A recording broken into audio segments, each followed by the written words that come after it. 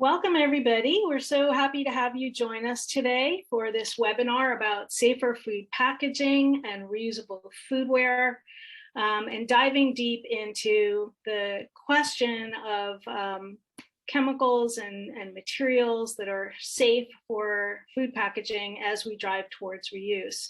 I'm pleased to have Renee Sharp from Safer States joining us. First, I have to introduce myself. I'm Miriam Gordon, the Policy Director of Upstream, and I will be presenting as a panelist today along with my colleague Renee Sharp from Safer States, who is the Strategic Advisor for Safer States. Also assisting us today is Marcel Howard, the Policy Analyst and Coordinator from Upstream, and our Marketing Director from Upstream, Vanessa Tiongson. So thanks, and Aaron Covey from Upstream as well in the communications team. So thanks to the panelists and to the staff for joining today, and thanks to all of you for joining us. I wanted to give you a brief update or insight into what today's presentation or webinar is going to cover. So I'm just going to switch over and share my screen. So again, this webinar is about the next generation of foodware policies. And you'll be hearing first from me about foodware reduction policies and how we're working to expand the scope of safe food packaging. And then Renee is going to be talking about, sorry, it should say Safer States there, is going to be talking about eliminating the human health threat of toxic chemicals in food packaging. And towards the end, after your questions and answers, we're going to provide some closing thoughts on how to get involved in this work. Oh, here's I haven't shared my screen. Here it is. So this is our agenda for today. And I just wanted to, before we dive in, just to give a little bit of background on why we're doing this and why this is a focus for us at Upstream. We think of our work as trying to create indisposable communities where we are transitioning from treating both our people and the planet as disposable to treating them as indisposable. And what that means for us is making sure that we are transitioning from a throwaway culture to a reuse economy. And at the same time, making sure that that in the delivery systems for products that we consume, that people throughout the life cycle of the production of these products are being protected, whether it's at the point of extraction, through the processing and production of products, the manufacturing, to the disposal. We want to make sure that our communities are all being protected, and that the materials and the products that we use to deliver consumer goods are also safe for consumption.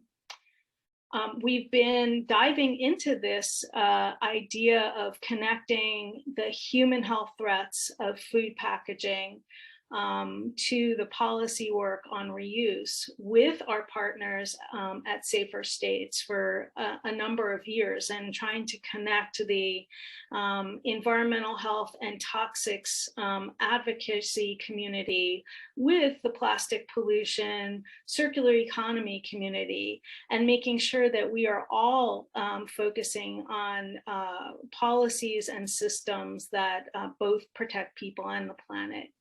And at Upstream, we've also dived into this issue through our Unwrapped project, which is also connecting the human health impact of chemicals, toxic chemicals in food packaging, to the promotion of reuse. And there we partner with Gaia and Zero Waste Europe. That project is funded by the Plastic Solutions Fund.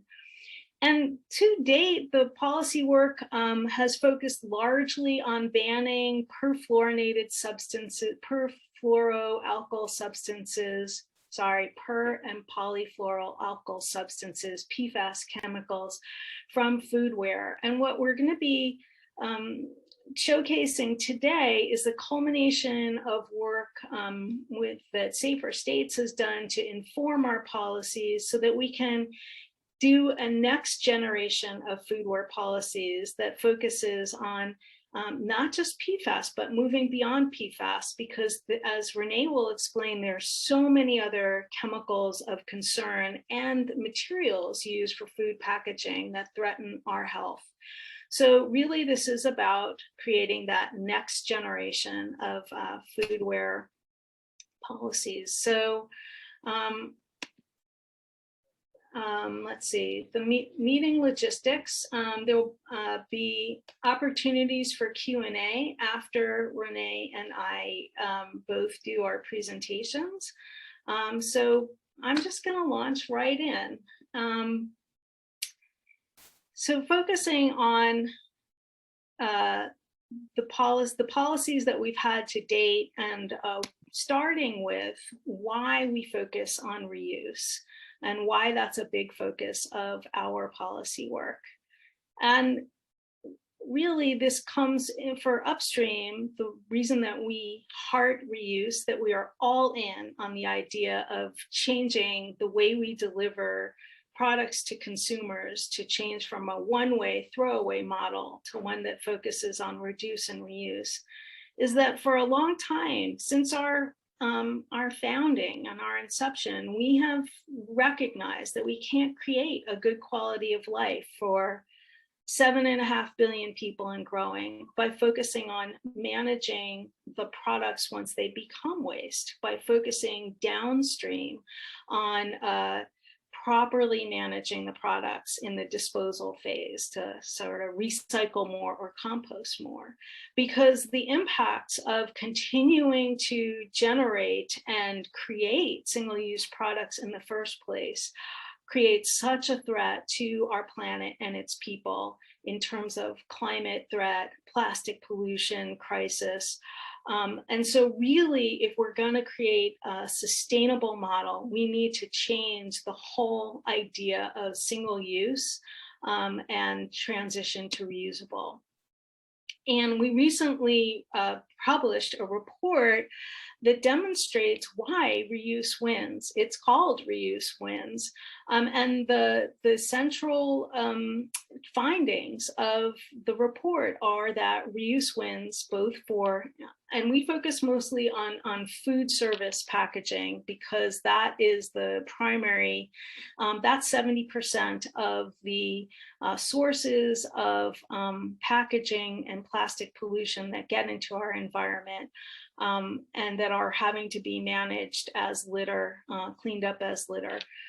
So we focus on first on foodware and food service. And in that economy, the food service economy, we find that reuse wins not just for the environment, but also for the business bottom line. So the report shows it's a deep dive into the technical analysis, which is referred to by practitioners as life cycle analysis of reusable versus disposable products. And we find that the environmental impact is better with reusables by every environmental measure, as long as they're used enough times, between 2 and 120 times, depending on the product.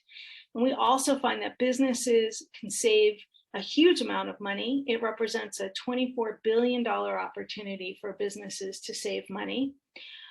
We can avoid 86% of disposables by transitioning to reuse in food service, save our food businesses over $5 billion, and local and state government $5 billion in avoided waste management costs, while creating a huge amount of jobs and reducing litter significantly. it also creates an economic growth engine, as reuse can create 30 times more jobs than landfills and recycling, and whereas recycling only creates 10 times more jobs. So in our policy work, we have been promoting reuse as a way to get people what they want without all the waste. And our policies have focused on reducing the unnecessary stuff, policies that eliminate unwanted packaging, like the accessories on request or skip the stuff policy campaign, which now that policy is impacting, it has been enacted in communities and states across the country, so that 11 million people now live in a place where accessories can only be, will only be provided to you with your delivery and takeout order if you specifically request them. And some of the policies focus on unpackaging products and altogether.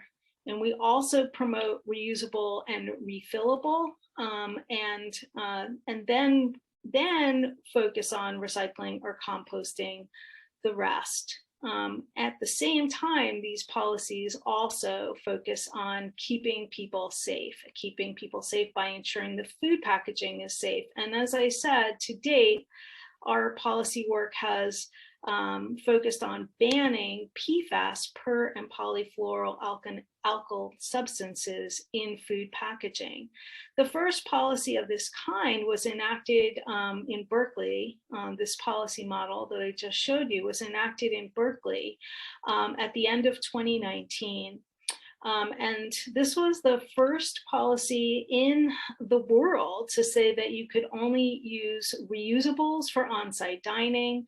And then it launched a charge on takeout disposable cups of 25 cents. So it was groundbreaking. It also said that in Berkeley, all foodware had to be compostable, but actually capable of being composted in Berkeley's compost system. And also it banned PFAS in food packaging. So this policy model is being iterated in policies across the country and in other countries as well. But the Berkeley ordinance inspired a whole bunch of cities, primarily in California, to enact that requirement that only reusables will be used for on-site dining. 2 cities outside of California have done that, and a few countries are requiring that as well. The charge on disposable takeout cups is being iterated in cities again across California and also beyond. Vancouver, BC has a 25-cent charge on takeout cups. And this accessories on request idea is taking hold in cities all across the country. We have over 50 cities that have done that. And the PFAS ban has been enacted in 7 cities. And in states like California with respect to compostables, Maine, New York, Vermont, and Washington. So this new reuse economy, which is being propelled by these policy initiatives, is emerging and creating significant opportunities for entrepreneurs, investors, and customers. And we're tracking these businesses, these reuse businesses, on the upstreamsolutions.org website.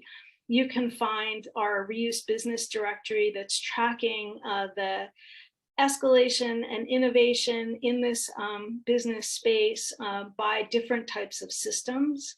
So we encourage you to go there to learn more. And what you'll see is all kinds of businesses that are iterating in this space. That what these policies do is they create these kinds of transitions and these kinds of new delivery systems. So for reuse in food service, for example, that requirement of only reusables for on-site dining, well, that's resulted in McDonald's in Berkeley now only serving in reusable foodware. moving forward, and this shows what that looks like. Now, I want to note that in Europe, McDonald's has a whole bunch of, many places have McCafes that have been doing this for a long time. So it looks a little different in Europe. They're doing it with ceramics. So the first iteration in the US is in Berkeley. And we will see more of this kind of change in the fast food industry and in all kinds of on-site dining settings as a result of these policies. But then there's the takeout arena where we see reusable cup systems, reusable container systems for takeout that are iterating, and dispatch goods in the lower right-hand corner, which I use all the time for getting takeout. These kinds of systems are becoming more widely available in cities across the US, and it's super exciting how much waste they reduce and how much consumers love consuming without all the waste. And then we see all innovation in consumer packaged goods, for example, the loop system, but there are many others. It's really exciting to see how this is taking hold in the business community. And I wanted to turn very briefly to the Unwrapped Project. If you want to learn more about hazardous chemicals in food packaging, policy recommendations for protecting human health, learn about the scientific consensus that was created with our scientific partner, the Food Packaging Forum, the consensus of scientists that food packaging chemicals are there. There are many of them, that the risks have not been adequately explored. What we do know is that they do pose a risk, and creating a call to action for policymakers to ensure that packaging is safe. I would turn you to the unwrappedproject.org. And so, as I said at the beginning, what this is all about is our policy roadmap that in the Upstream Policy Roadmap that focuses on strategies to transition our food service packaging from disposable to reusable. We have a seven-step we have 7 strategies for doing that in our recently released National Reuse Policy Playbook, and we also have a California playbook. It's all part of our policy roadmap to reuse. There are 7 policy strategies in there, and what we want to dive into today are the 6th and the 7th strategy. The 6th strategy says that we need precautions for disposable foodware, that we need to ban priority classes of chemicals and materials of concern to ensure that our foodware is safe. And the 7th strategy, that's for disposable foodware, but the 7th strategy focuses on transitioning to reusables and ensuring that they are non-toxic. And so I want to turn it over to Renee at this point to dive more deeply into those strategies. Hi, everyone. I'm just going to take a second here and share my screen. Okay. Can you see my slides? Yes. Wonderful. Okay. Well, it's so wonderful to be here with you all today. We are big fans of Upstream and of the National Reuse Network, and it's just so important, the work that you all are doing, and we're really honored to be beginning to be more of a part of it. So I'm Renee Sharp. I'm with Safer States. We are a nationwide network of environmental health organizations that work to get toxics out of our communities, out of our products, out of our lives, and move towards truly better solutions. And before I dive in and really talk to you about what chemicals, what chemicals and materials we're prioritizing, I really want to start by talking about why it's so important that food packaging and reuse policies and work address toxic chemicals. And it's really for three reasons. Number one is to make sure that we're promoting health, justice, and a clean circular economy. Number two is so we avoid regrettable substitutions and false solutions. We'll be talking more about those. And number three is that so we attract more supporters to zero waste and packaging issues. Because packaging in foodware isn't just a waste issue, although it clearly really is, and a really important one for us to tackle. But it's also impacting our health, as I think many of you know, and Miriam was touching on. There are unfortunately thousands of toxic chemicals that are used in plastic and other packaging materials. They can leach out into our food, drink, the environment, and get into our bodies. And just as one example, these plasticizer chemicals known as phthalates were found in a recent study to be associated with causing 100,000 early deaths a year. Now, they're not just found in packaging, they're found in many different materials and products, but we really shouldn't be using them in packaging and foodware. It just doesn't make any sense. And when we're talking about toxics in packaging and foodware, we're talking about, the water bottle, the cup, and, what is actually in that article. But I also want to point out that it's so important that we're thinking about the entire life cycle of these products, because unfortunately there are toxic impacts all along the life cycle, from extraction to production to use, and then what happens at the end of life.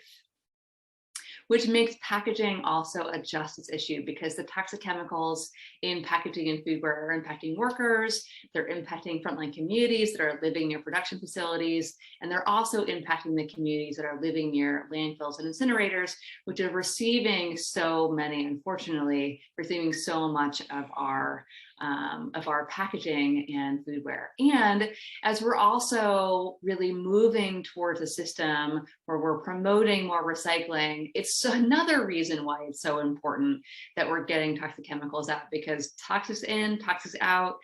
It's not just us who's saying that. I think that many of you may have seen there was a recent, about 6 months ago, the UN published a really profound report on plastics and human rights. And one of the things that they pointed to is the use of toxic additives in plastics means that as such plastics are recycled, the toxics in them will form part of new hazardous products. And of course, we're not just talking about plastics here. We're talking about really any material that's recycled. And they went on to say that the circular economy begins with the design of products that reduce material input, avoid the use of toxic chemicals, and enables reuse and recycling. This is also not hypothetical. Unfortunately, we're already seeing toxic flame retardants show up in kitchen utensils and children's toys, in some cases at very high levels, because of the use of recycled plastic in these products. So let's not make the same mistake.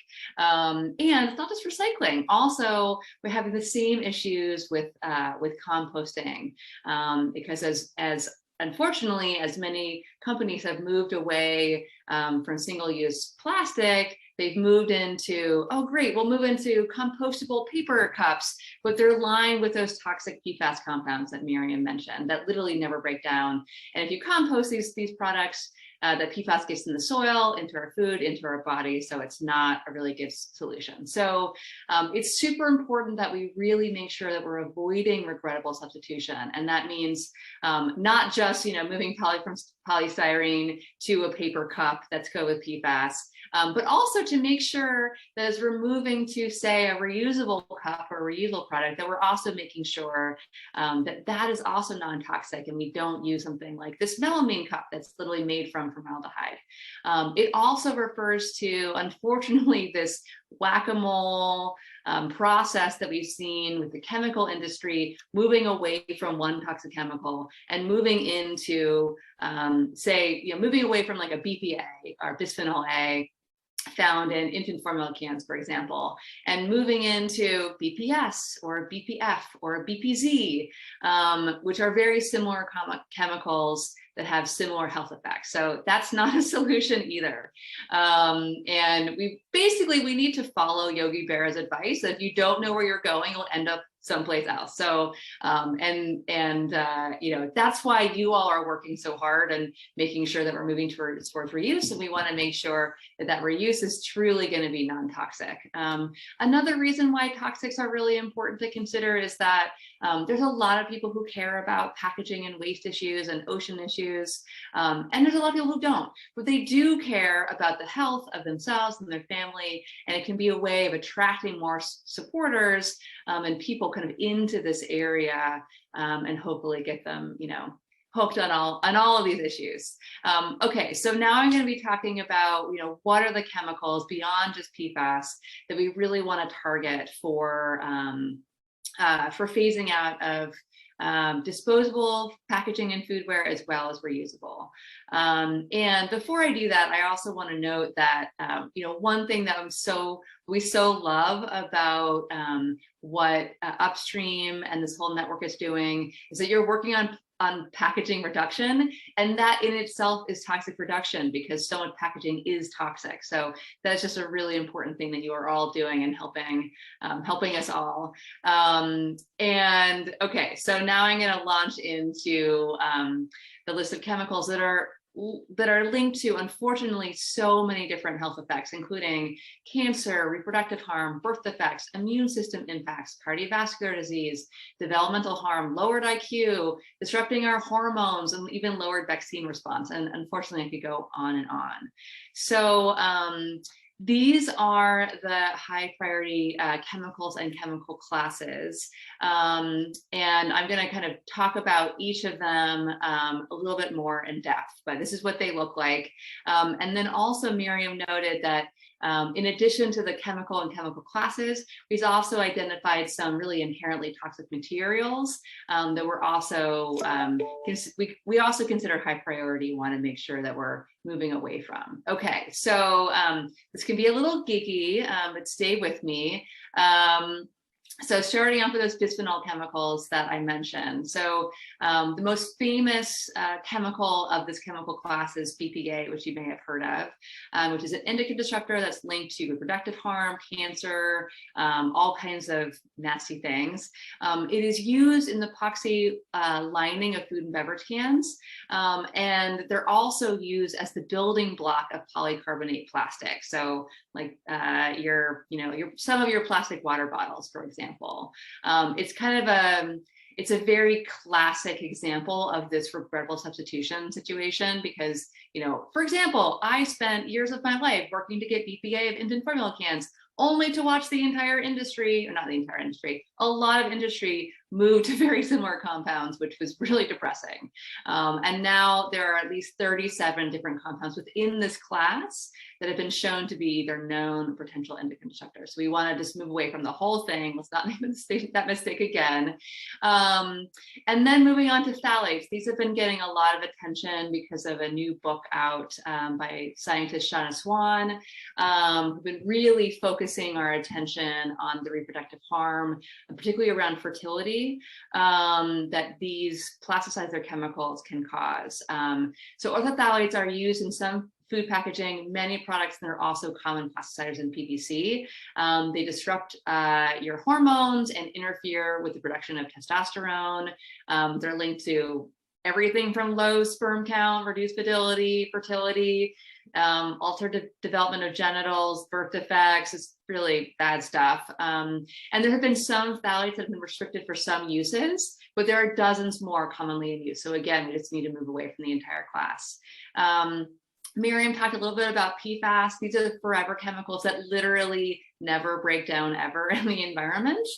And they're used commonly for water and grease repellency in food packaging. They've been linked to cancer, lowered vaccine response, immune system impacts, lots of other impacts. They're a huge class of chemicals. We've only studied a fraction of them, but there's the global scientific community is really pointing to the need to phase out the entire class from all uses because they're toxic and incredibly persistent. They really just don't go away. And the state of Maine and the European Union are moving to phase out all uses of PFAS. So we're glad that you all started with PFAS in your policies, and we're excited to move beyond there.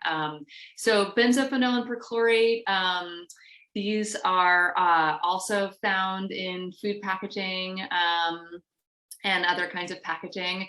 Benzophenone is an additive in plastics, and it's also used in adhesive, inks. It's been linked to cancer and endocrine disruption. Perchlorate is better known actually as a water contaminant, but it's also used as an anti-static agent in some plastic, including food packaging. And it's also an endocrine disruptor that's linked to lowered IQ and other neurodevelopmental problems. Then toluene and formaldehyde. Toluene is used in printing inks, on food packaging. It's a reproductive and developmental toxin. And formaldehyde is a known carcinogen that's used to make melamine foodware, and also is commonly used in the binding agents for some bamboo products.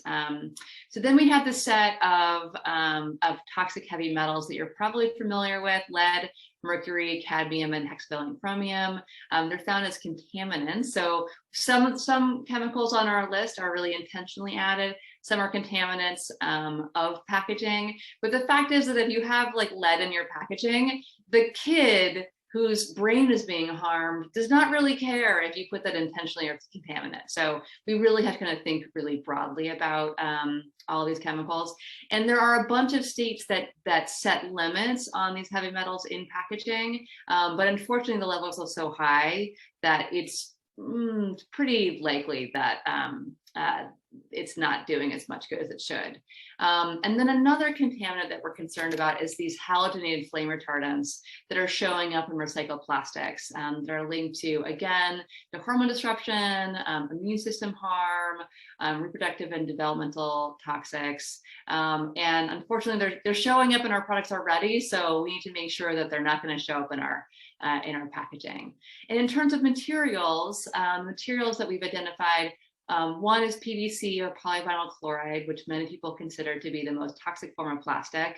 It's made from, like, the monomer is vinyl chloride, which is a carcinogen. And then also, as I mentioned, some PVC also contain phthalates, which is also not good.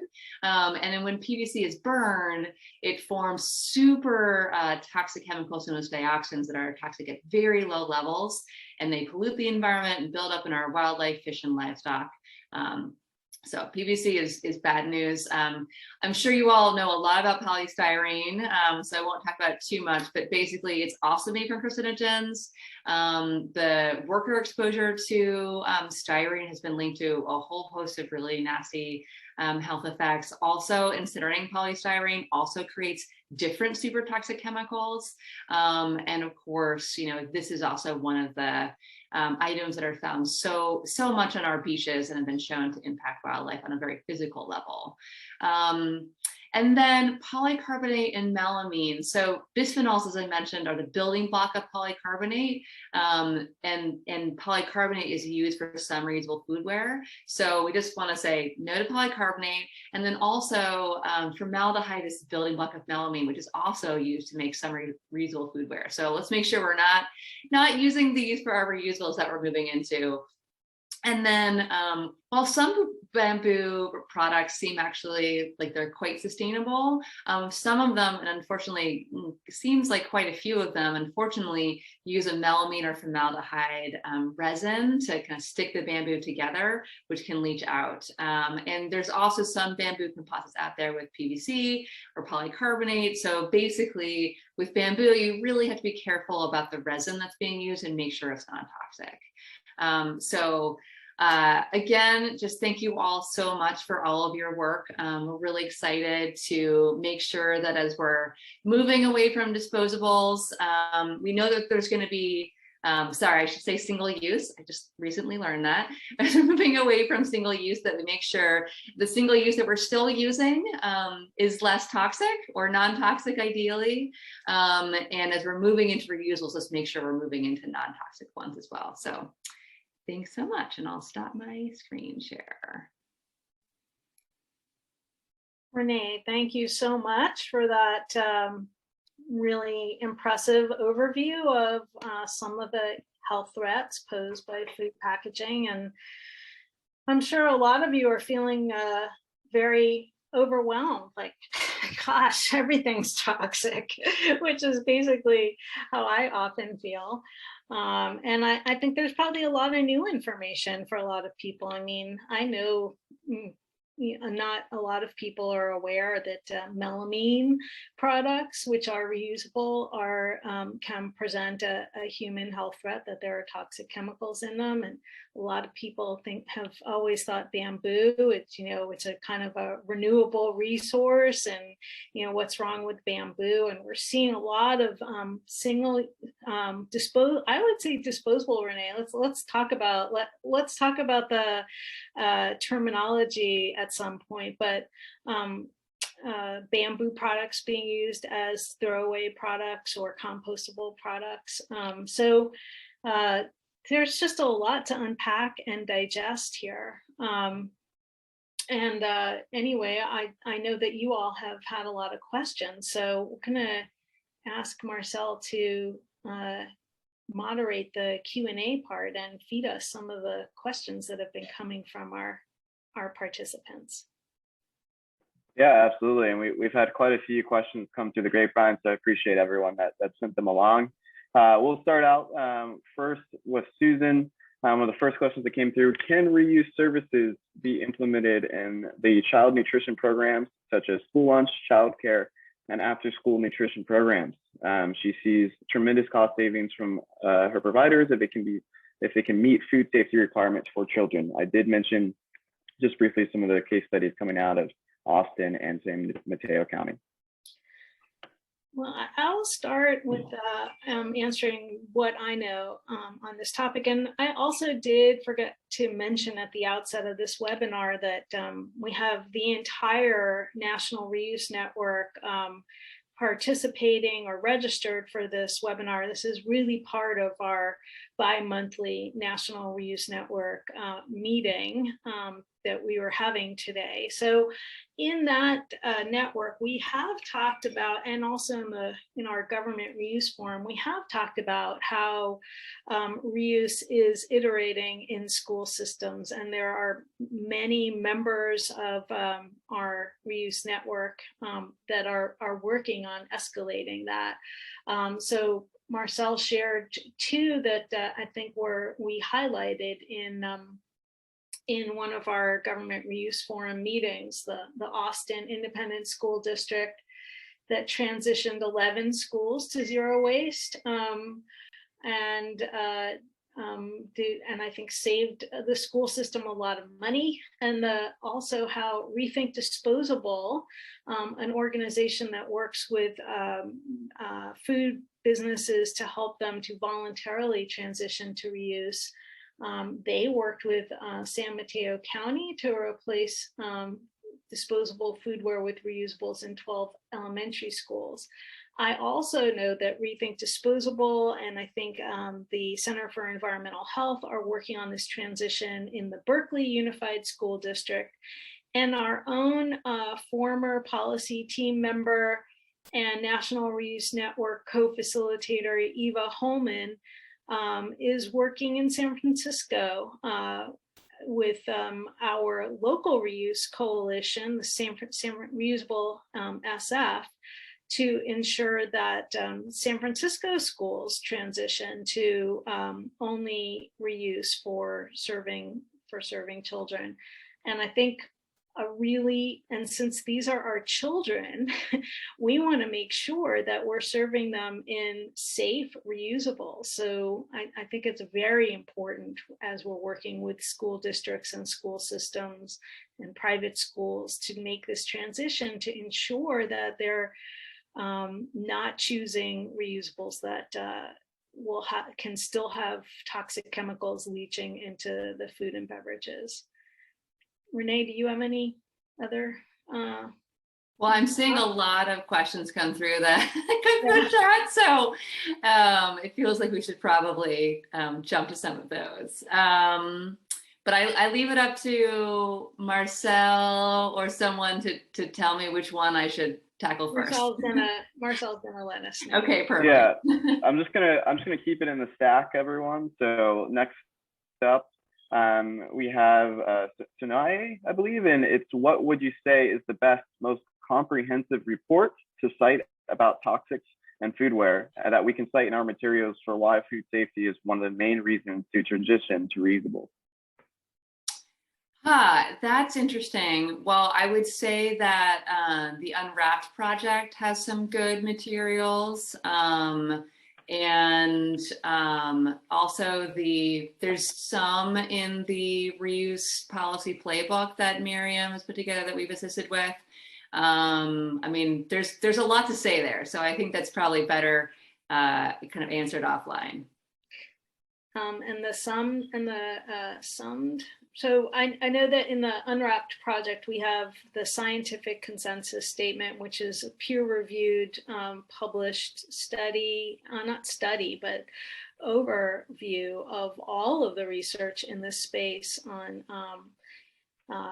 human health threats of food packaging. So Aaron did drop that into, I think that's being shared with the participants. So, but in case I'm not clear on who's getting what, I would refer you to the unwrappedproject.org and look for the scientific consensus statement there. So that would be the academic paper I would connect people to. Okay, perfect. Moving right along is from Willa.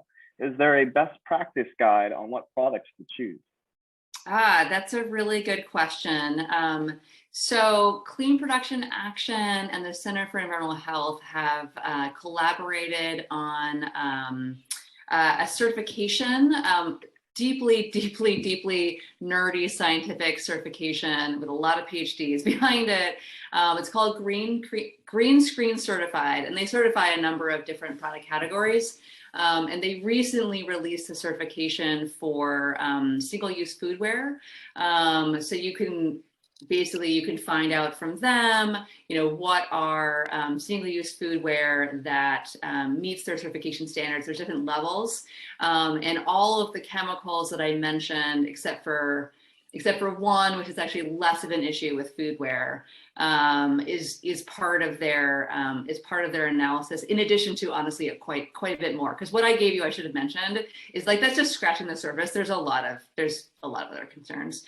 In terms of reusables, they are currently, the same set of groups are working on the same kind of certification for reusables as well. And I know I saw a couple other answers, or other questions rather, saying, what are the safest reusables? How can we know? Basically, glass, stainless steel, and most ceramics are quite good. Where you have to kind of be a little careful with ceramics is like very brightly colored ones, because unfortunately, there's still some like important ceramics that can have very high levels of certain heavy metals. So if you go with white ceramics, you're almost certainly fine. And ceramics in general are usually pretty good. Perfect. Thank you for that, Renee. Moving right along, Luis, please discuss plastic lining and milk, tea, juice carton toxicity issues, as well as end of life. Also, lining and single-use milk cartons in school food service programs. Yeah, some of those are an issue. And that's kind of, and I think for some of the policies that you all are going to be working with, I think that might be one of the harder ones to address. So I'll just say, yes, it can be an issue and maybe not the first thing you want to tackle if you're working on a local policy. Perfect. All right, moving right along, we have Alejandra. If we know all of these health issues related to plastic, why are we encouraging fast food restaurants like McDonald's to switch from paper to reusable plastics?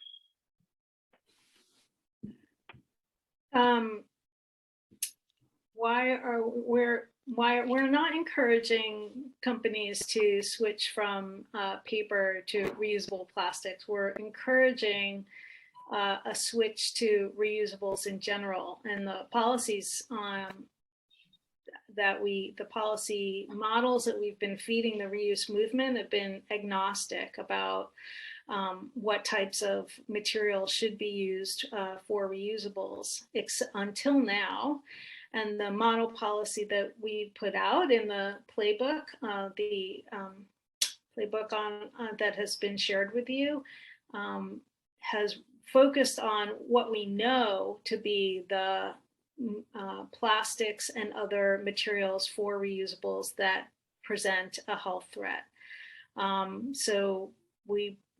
So that's where we are at this moment in time, and that's what's so exciting about this, is that we're launching this next generation of foodware policies that is saying what we know based on the science, based on the collaboration with Safer States and their partners, what we know to be materials we don't want to see chosen for reusable. So it's not all plastics, it's certain kinds of plastics where the science is very clear that, that these are products that threaten human health. And maybe Renee, you want to elaborate on that?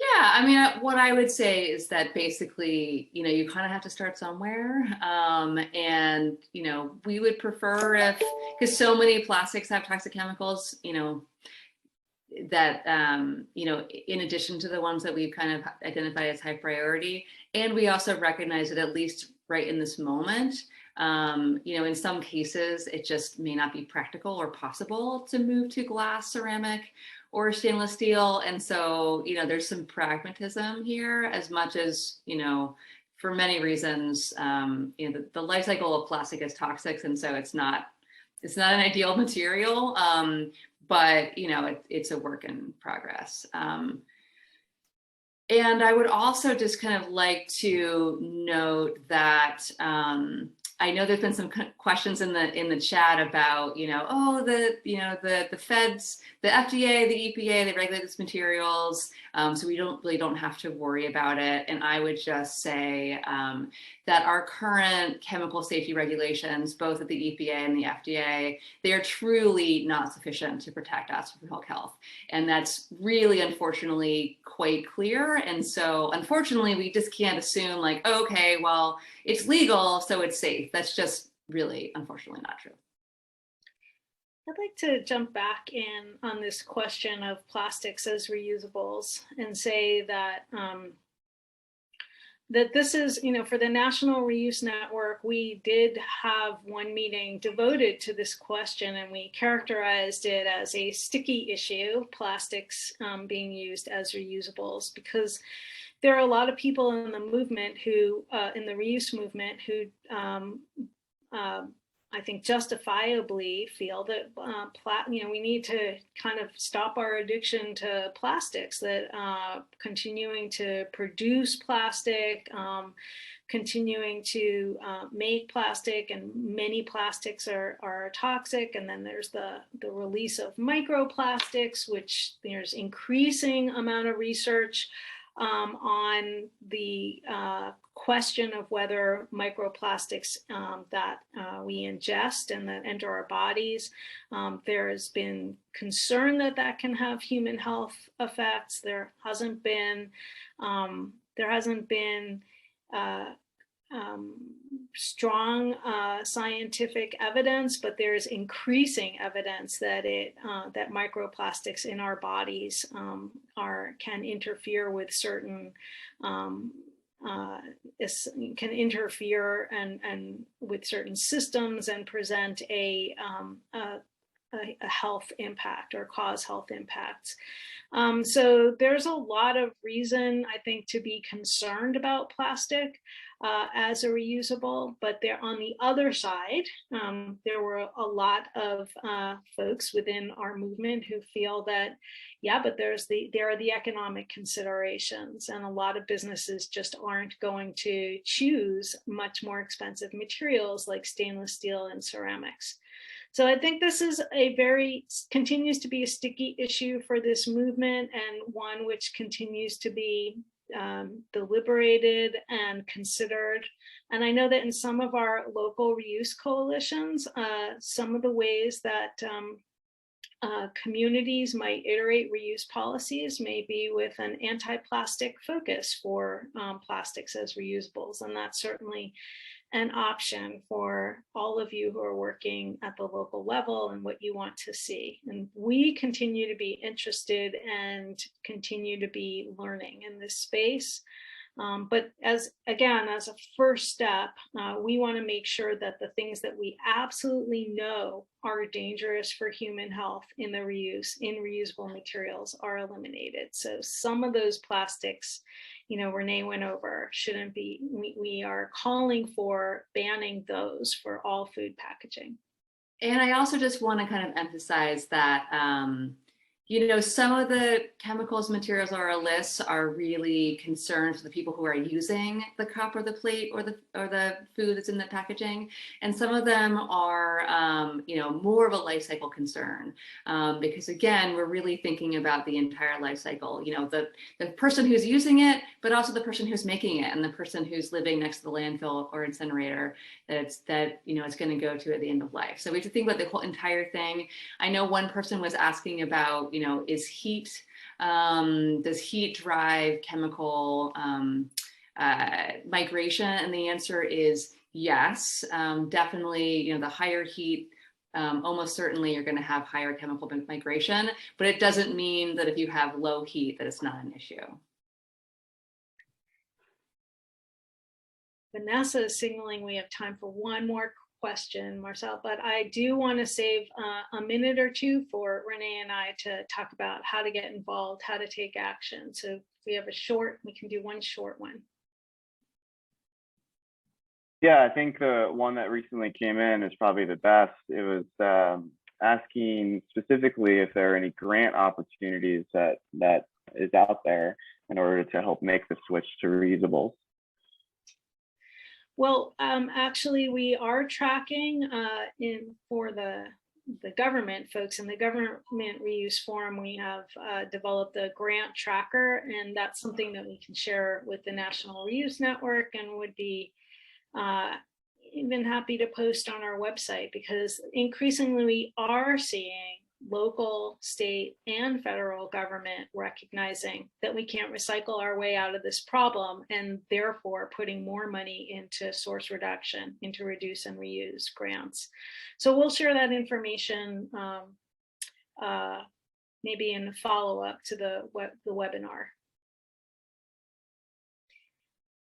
Okay, so I would like to switch us over to talking about how you can get involved, and start with Renee. Sure. I mean, one great way of getting involved is to take a look at the Reuse Policy Playbook, and looking at some of the great model policies in there that you could work to, get instituted in your local city, et cetera. And also there's some great resources in there that are really worth checking out as well. I know that it's a lot of things to think about, right? As you're thinking about how can we move away from single-use disposables to reusables, how do we consider toxics? But I would just say, any step that you take is helpful, because we are on the very beginning journey of what truly needs to be a massive transformation in in our whole economy. So getting involved in the local level, there's more and more state policies. I mostly work at the state level, and we're trying to get more bills introduced that really address these issues, and getting involved in supporting those can be super helpful. And then just educating yourself also, and beginning that journey as well can just kind of help cultural change, shift away from this thinking of like that this single-use economy that's like, very linear is somehow going to work, and help everyone else realize that we need to move something that's truly more sustainable and more circular. Thank you. And I'm going to quickly share my screen to share with you the way that we are encouraging people to get involved in making change at the community level. We're encouraging folks to start local reuse coalitions that are either city or region focused, and help develop both the reuse policies and the infrastructure, the new business systems that we need for delivering products to consumers in reusables. So here's a quick overview of some of the coalitions, reuse coalitions that are in action today, that are part of what we call our community coalitions, that we're either helping to seed or launch, or that we've launched ourselves, or even other people have launched. And these are all up on our website, as well as some that we know that are coming. There are folks that are iterating them. And there will be a survey sent to you at the end of this. And you can also, in that survey, indicate if you would be interested in starting a local reuse coalition, and we'll reach out to you. And other ways that you can connect with this movement are to join the National Reuse Network, join the Government Reuse Forum if you're with a government agency, and sign up for our weekly emails, and you can stay updated that way, and follow us on social, tune into the Indisposable podcast, and subscribe to our YouTube channel. So I just want to close this webinar by saying thank you so much for joining us, and thank you to my co-panelist Renee, and to Safer States in general for being our partner in this work, and helping us to understand what the next generation of foodware policies needs to look like, and providing that real technical background and expertise to underpin our new policy model. So, and also thanks to the team at Upstream for producing this webinar. Thank you all for joining us today, and we hope to see you in any forum, in any place where we're collaborating on changing this throwaway culture. Bye.